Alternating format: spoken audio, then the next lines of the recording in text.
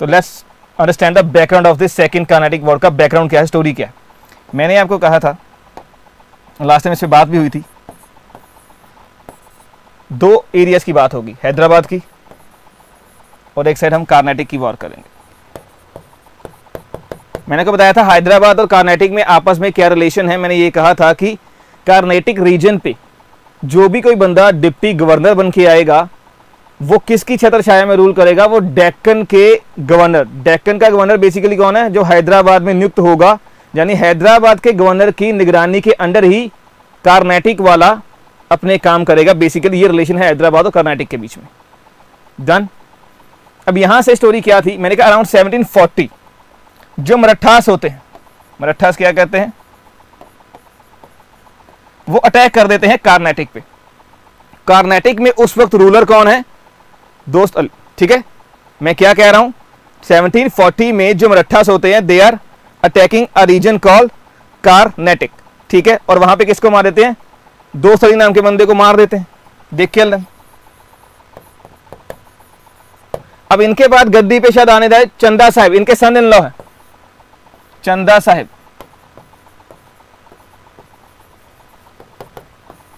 इनको as a prisoner अपने साथ ले जाते हैं। ठीक है, जो नवाब था वो मारा गया और जिसको अगली गद्दी जानी थी ये समझ लो कि वो उठा के ले गए उसको। अब यानी कि कर्नाटक की गद्दी पे कोई भी नहीं है। अब हैदराबाद की गद्दी पे कौन है, निजामुल मुल्क। तो निजामुल मुल्क का ये कर्तव्य तो बनता ही है कि वो कर्नाटक के गद्दी पे किसी ना किसी को लेके आए, कोई तो वहां पे नवाब होना चाहिए ना। तो इसीलिए 1743 में हैदराबाद के निजामुल मुल्क है, कौन है इसके हेड, निजाम उल मुल्क। ये क्या करते हैं, एक बंदे को पॉइंट करते हैं as a new nawab. New nawab कौन है यहां पे, अनवरुद्दीन, जो पहली लड़ाई में जिसका हमने नाम दिया। ठीक है जी, इतनी स्टोरी समझ आ रही है। इन बिटवीन क्या होता है, अराउंड 1748, देखो लड़ाई शुरू है 49 से 54 का समय है। अब इन बिटवीन क्या हो रहा है, अराउंड 1748 में दो इंपॉर्टेंट चीजें, एक निजाम की डेथ और दूसरा चंदा साहब की रिहाई।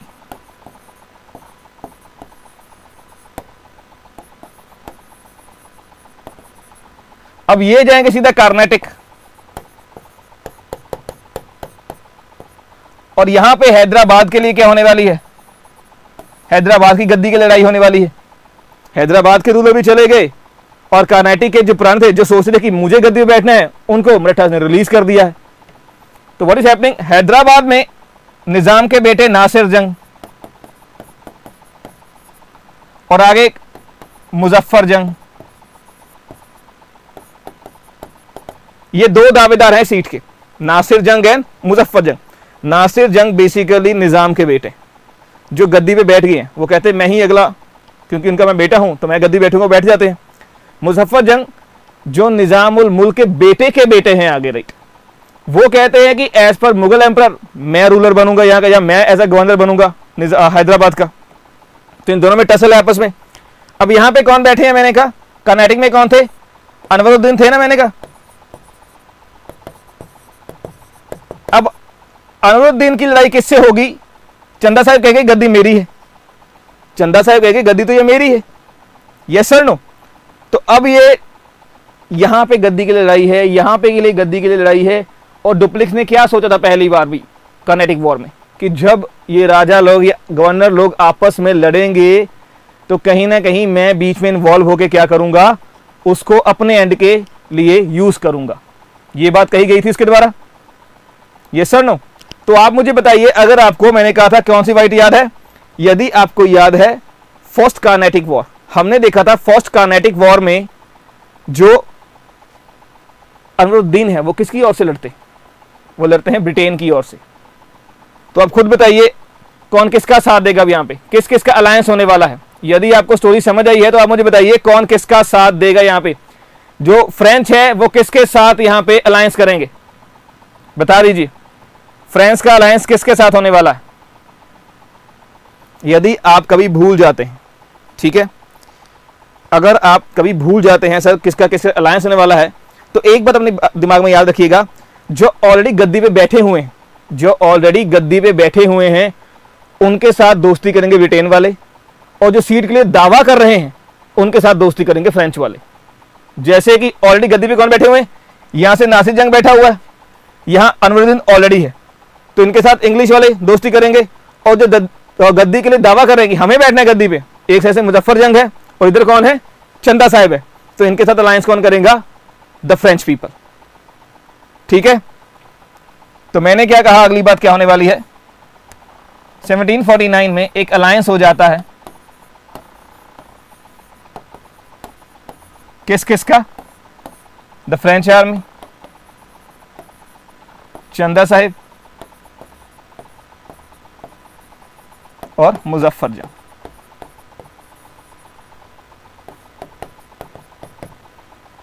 अब यहां पे हो गई 1749 में बैटल ऑफ अंबर। मैंने क्या कहा, अब तीनों का अलायंस हो गया। अब सबसे पहले ये कर्नाटक के नवाब अनवरुद्दीन को मारने के लिए जाएंगे। ठीक है जी, तो याद रखिए अब बैटल होगी बैटल ऑफ अंबर।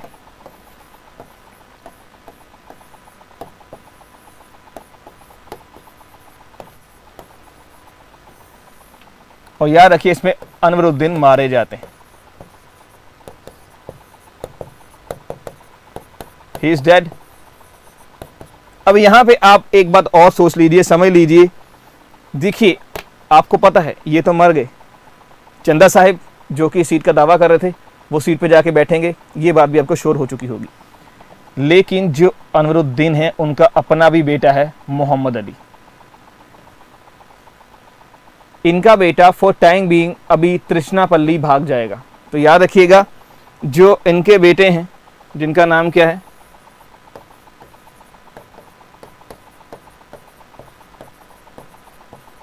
मोहम्मद अली, वो भाग जाते हैं और चले जाते हैं कहां, तृष्णापल्ली।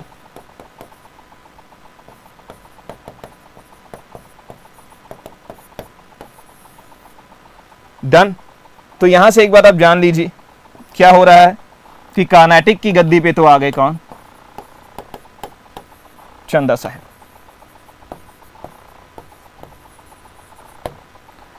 और इतनी ही देर में ये नासिर जंग को भी मार देते हैं। यस और नो, नासिर जंग को भी मार दिया।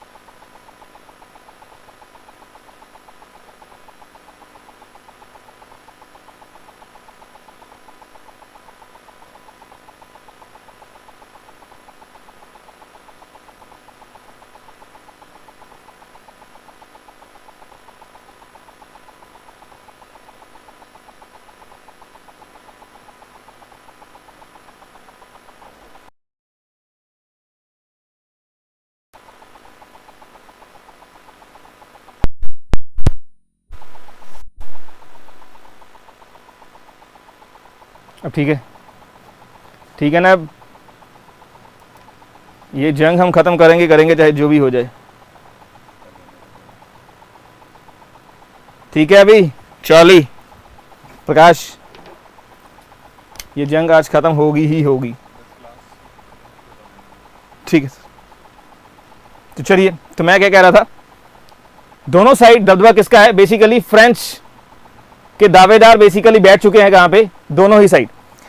अब आप यहां पे ये देखिए, कोई ना कोई रिवॉर्ड तो मिला ही होगा।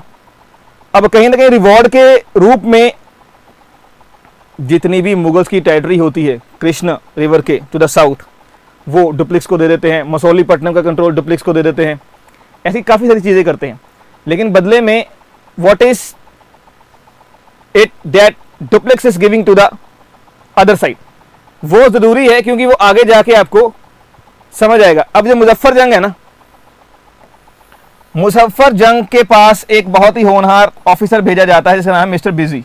इनको याद रखना बस नाम, ठीक है। मुजफ्फर जंग के पास डुप्लिक्स या फ्रेंच का एक होनहार ऑफिसर भेजा जाता है मिस्टर बिजी नाम का। डन। अब मैंने कहा आगे जाके क्या होता है, जो मुजफ्फर जंग है ना, यहां पे इनकी भी डेथ हो जाती है अराउंड 1751। अराउंड 1751 इनकी भी डेथ हो जाती। अब जो बिजी है वो अपने हिसाब से एक नए रूलर को लेके आता है, सलाबत जंग, ठीक है। जो मिस्टर बिजी है ये नए बंदे को लेके आते हैं सलाबत जंग को, और बदले में सलाबत जंग से वो एक एरिया लेते हैं जिसे कहते हैं नदरन सरकार्स। याद रखिएगा, फ्रेंच के पास कौन सा एरिया आ गया है अब यहां पे? Northern Circars area.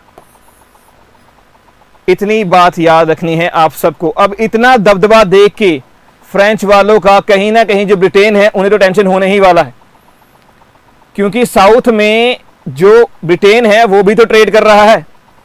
अब इतनी सब चीजें देखने के बाद कहीं ना कहीं घबराहट किसको होने वाली है? To the Britain people. अब वो क्या सोचेंगे कि हमें इस लड़ाई में कूदना ही चाहिए, लेकिन किसकी साइड से कूदेंगे? नासिर तो मारे गए, अनवरुद्दीन भी मारे गए, लेकिन अनवरुद्दीन का बेटा मोहम्मद अली जो त्रिचनापल्ली में है, ये अब कहेंगे कि हम अपनी सपोर्ट उस बंदे को देंगे पूरी पूरी। यस और नो? तो यहां पे अब ब्रिटेन वाले जो कि फ्रांस के बढ़ते हुए दबदबे से थोड़े घबरा चुके हैं, उनके दबदबे को हराने के लिए उनकी अपोजिशन पार्टी को सपोर्ट करेंगे। और अपोजिशन पार्टी में बचा कौन है?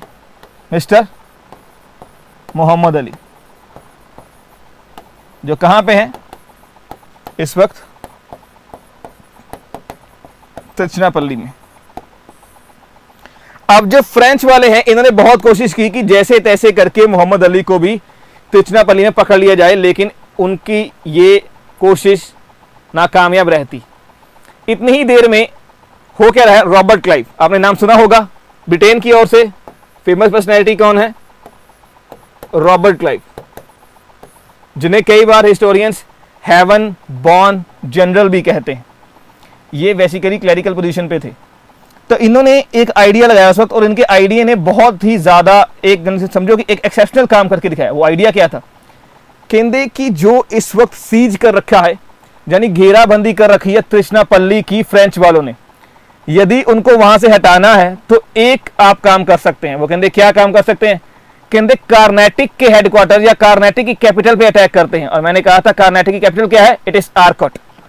तो रॉबर्ट क्लाइव आइडिया क्या देते हैं कि that we should attack Arcot. Arcot है क्या? मैंने कहा इट्स कैपिटल, समझ लो किसकी? कार्नेटिक की। वो कहते ऑफ कोर्स जब ये काम होगा तो चंदा साहब तो पक्का बड़े जल्दी जल्दी इस एरिया को बचाने के लिए भागे आएंगे, और उस वक्त हम अपना काम करेंगे। यस और नो? यहां तक क्या आप लोगों को बात समझ आई है या नहीं? Just make sure. जो बच्चे क्लास लगा रहे हैं, दामिनी, प्रकाश, चार्ली, निशिका, अगर आप सब बच्चे क्लास में हैं तो जस्ट लेट मी नो। बताइए जी।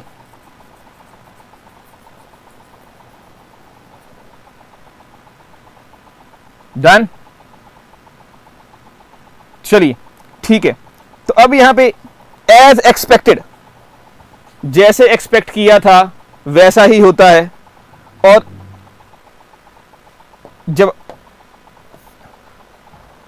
चंदा साहब भागे भागे आते, जब उनको लगता है पता कि रॉबर्ट क्लाइव वगैरह आर्कॉट तक पहुंच गए हैं, घेराबंदी कर ली है, वो अपनी कैपिटल को बचाने के लिए भागे भागे जाते हैं। और पीछे से एस डॉट लॉरेंस नाम के बंदे की अगुवाई के अंदर त्रिचनापल्ली फोर्सेस भेजी जाती हैं, किसकी? ब्रिटेन की।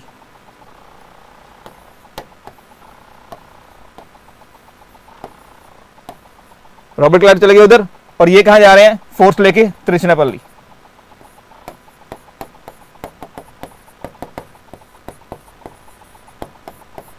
ठीक है, he is from Britain side, ठीक है ना।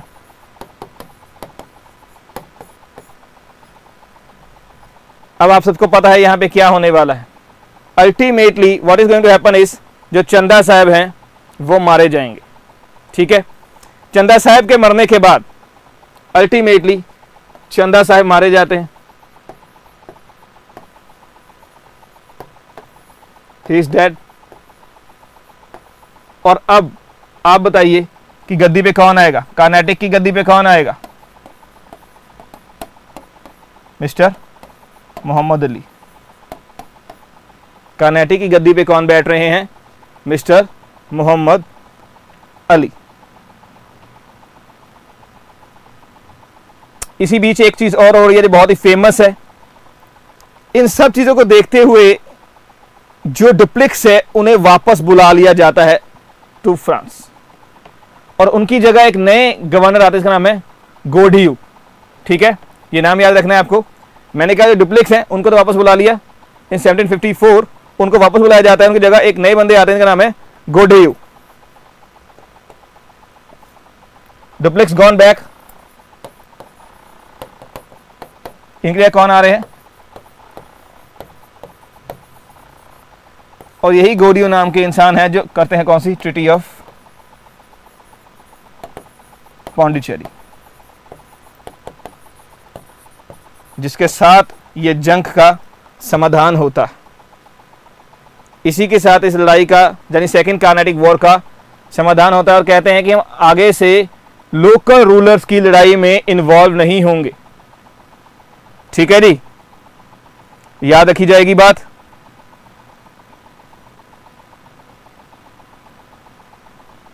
कोई शक, कोई सवाल किसी बच्चे को किसी प्रकार का?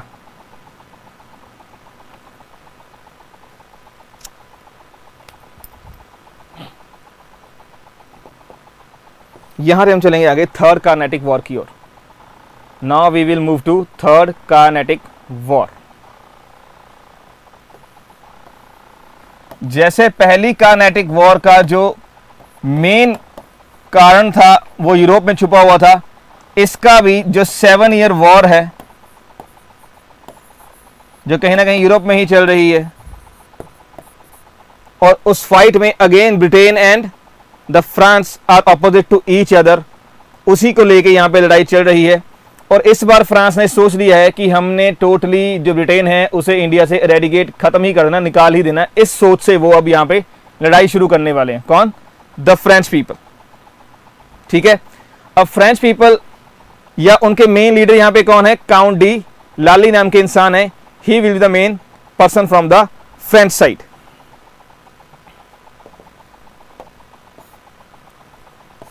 सेवन ईयर वॉर के चलते फ्रांस वालों ने अपना माइंड बना लिया है कि इस बार तो पूरा हम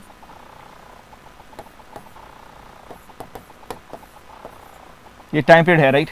ठीक है, 7 year war.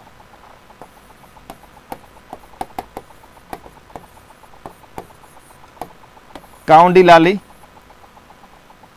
Is a person जो लीड करेगा यहां पे, और माइंडसेट क्या है? A total eradication of the Britain from India. तो इस माइंडसेट से वो सेंट डेविड पे हमला करते हैं। याद है किसी बच्चे को सेंट डेविड? एक फोर्ट था नियर मद्रास और Pondicherry, you can say. Pondicherry के ही पास एक सेंट डेविड नाम का फोर्ट हुआ करता था जो 1690 में बनाया गया था बाय द ब्रिटिश, जिसका कंट्रोल किसके पास था? 1690 में जिसका कंट्रोल कहां चला गया था? सेंट डेविड नाम का फोर्ट याद है क्या सबको? अगर आपने नोट्स देखें पीछे तो you will definitely C 1690।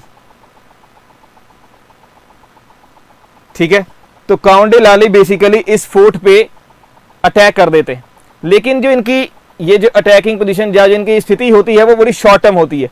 Reason being उस वक्त ओवरऑल स्थिति कुछ फ्रांस की ठीक नहीं होती, इनको जो पीछे सप्लाई है, जो सपोर्ट है वो ज़्यादा नहीं मिल पाती, और दूसरा जो मिस्टर लाली हैं इनका नेचर भी थोड़ा अलग है। पौंडीचेरी में स्थित जितने भी एम्प्लॉयज़ हैं, जितने भी सोल्जर्स हैं किसके, फ्रेंच वालों के, इनको उन सोल्जर्स पे बिल्कुल भी विश्वास नहीं, तो इनका बिहेवियर थोड़ा रूड टाइप का है, जिसकी वजह से इनके सोल्जर्स में से थोड़े खफा रहते हैं। और इन्होंने एक बहुत बड़ी गलती की, क्या आपको याद है? बीजी नाम का सोल्जर,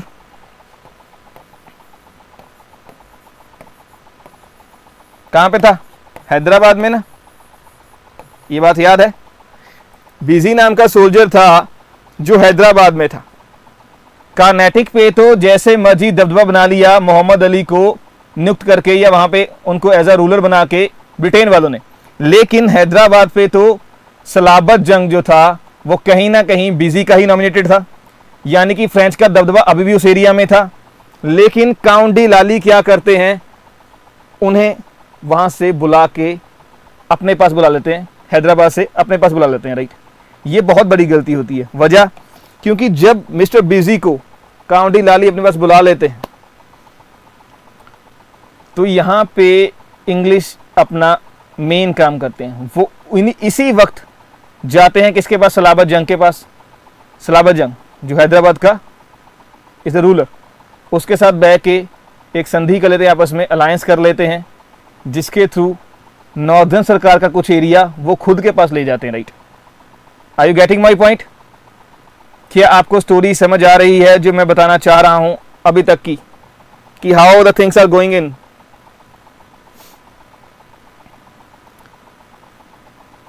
बताइए जी स्टूडेंट्स।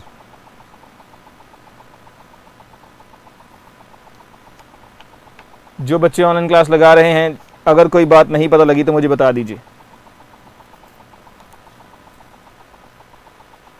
अब बीजी को बुला लिया, हैदराबाद पे कंट्रोल किसका आ गया?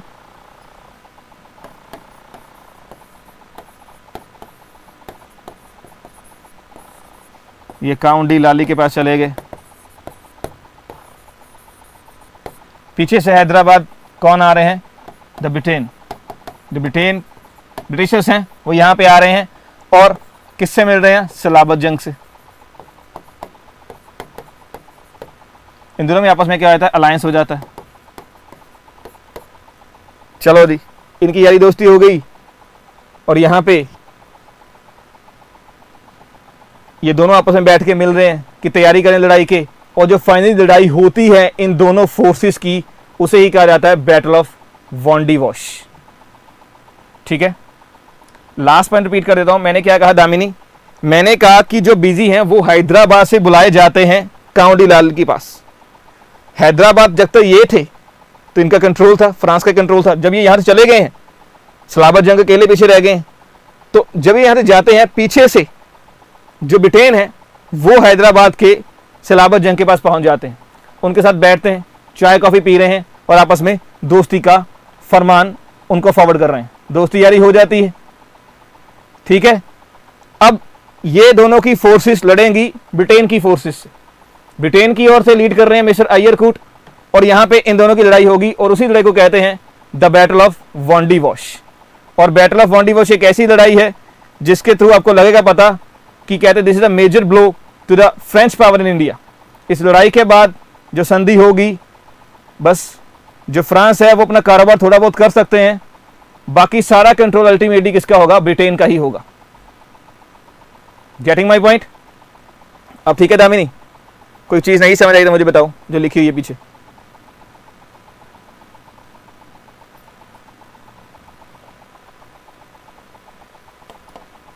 फाइनली बैटल ऑफ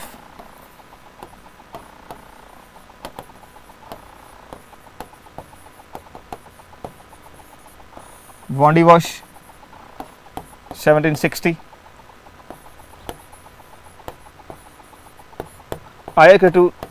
कूट from the Britain side and France side से कौन थे, लाली प्लस बीजी, ये हराए जाते हैं। ठीक है, ब्रिटेन जीतता है। जब यहां से जीतने के बाद फ्रेंच आर्मी थोड़ी सी पौंडीचेरी की तरफ चली जाती है। अल्टीमेटली पौंडीचेरी भी उनको, पौंडीचेरी में जाके घुटने टेकते हैं अराउंड 1761। पौंडीचेरी में जाके भी, इस लड़ाई के बाद पौंडीचेरी में जाके घुटने टेकते हैं अराउंड 1761 द फ्रेंच पीपल। और अल्टीमेटली इस ओवरऑल लड़ाई, मैंने कहा बाहर से शुरू होती है ये, the fight started due to a cause in Europe, 7 years war. और इसका कंक्लूजन भी कब होता है, कंक्लूजन भी बाहर में ट्रीटी होती है, ट्रीटी ऑफ पेरिस।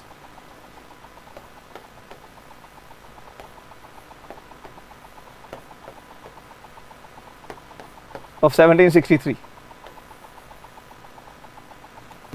यानी कि अब मेजर पावर कौन रह गया है, Britain is the major power here.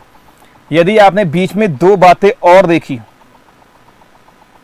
आप ध्यान से देखिए, यहां पे जो बच्चे अगर वैसे खुद से पढ़ चुके हैं मॉडर्न हिस्ट्री, उन्होंने बीच में एक चीज़ और देखी होगी यहाँ पे, अगर आप नोटिस कर पाओ। मैंने ये लड़ाई शुरू की है कहाँ, 1756 से लेके 63 तक की बात की। आप देखिए मैंने ये क्यों कहा कि मेजर पावर यहाँ पे क्या रह गई है, ब्रिटेन रह गई है। हम आगे जाके पढ़ने वाले हैं क्या, इसी तरह तो सारे काम हो गए। 1575 में आपको पता है प्लासी हो जाएगी, फिर आपको पता है 1579 में आपको पता है बेदारा हो जाएगी, और 1760 में आपको पता है वॉन्डी वॉश हो चुकी है। और एक बची है जो हमने आगे पढ़नी है, जो बचेगी बक्सर।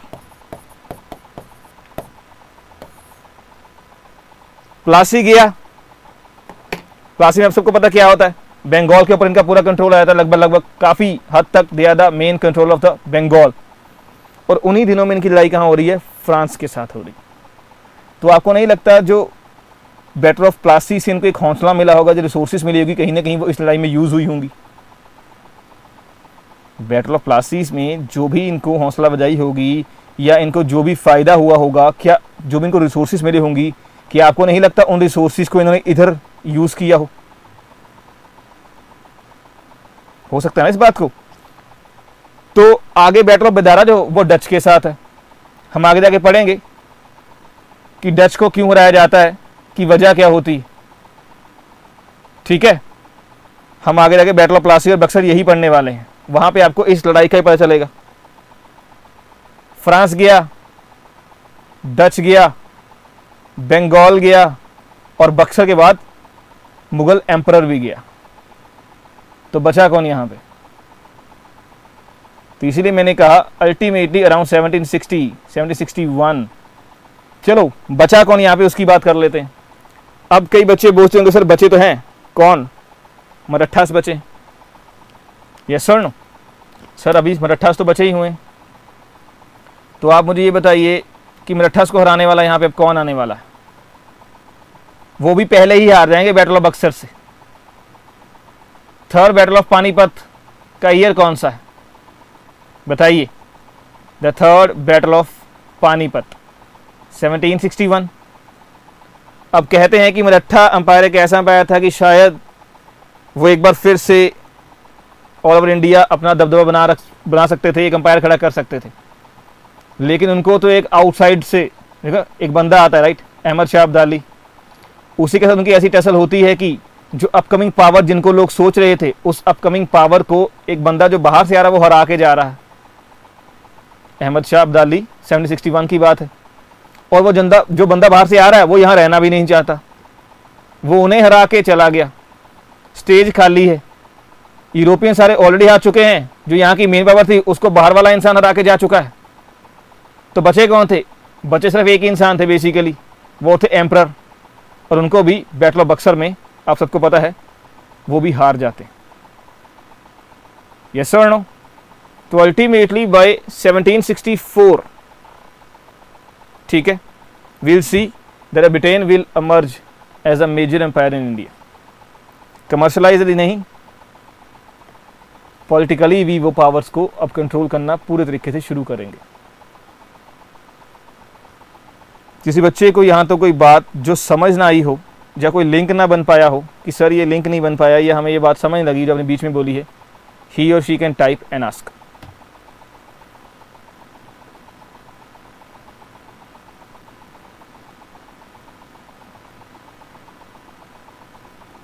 बताइए जी, एनीवन जो क्लासेस लगा रहे हैं, जो बच्चे व्यू कर रहे हैं, जिन्होंने अभी तक कुछ नहीं बोला है, कोई भी बात नहीं समझ आई है तो पूछ लीजिए।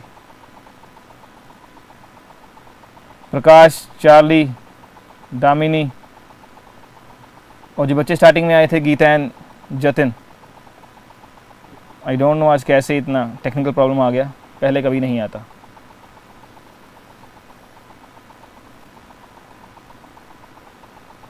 प्रकाश पक्का ठीक है ना? चलिए बढ़िया है।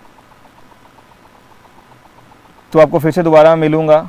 हमारा अगला टॉपिक होगा बैटल ऑफ प्लासी और बैटल ऑफ बक्सर होगा, ठीक है, plus the dual government in Bengal. बहुत ही इंपॉर्टेंट सेशन रहेगा, काफ़ी अच्छी बातें हमें समझ आएंगी और कैसे अल्टीमेटली हाउ ड्यूल गवर्नमेंट का मतलब क्या होता है, वो सारी की सारी बातें मैं आपके साथ अगले लेक्चर में शेयर करूँगा। ठीक है जी, डन।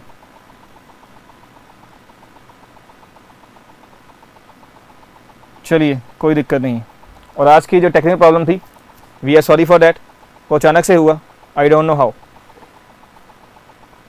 आगे कभी नहीं ऐसा हुआ।